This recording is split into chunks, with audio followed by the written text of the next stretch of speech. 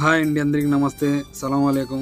నేను తెల్లారితో బయలుదేరి పోయేటప్పుడు ఒక మసరి బండి సైడ్ ఆగిపోయింది. నా బండి పెట్టి స్టార్ట్ చేయించాను. మా మేనేజర్ చెప్పిన పని వచ్చి ఏటీఎం కార్డు అన్నీ కలెక్ట్ చేసుకోమన్నాడు. ఏటీఎం కార్డు అన్నీ కలెక్ట్ చేసుకొని ఇంకా బయలుదేరామని పోయేటప్పుడు జిలుంలోని ఒక మంచి రెస్టారెంట్ అక్కడ పోయి తెల్లారితో ఒక టీ తాగాను. టీ తాగిన వెంటనే మా మేనేజర్ మెసేజ్ పెట్టాడు, కమ్ టు సల్వా అని.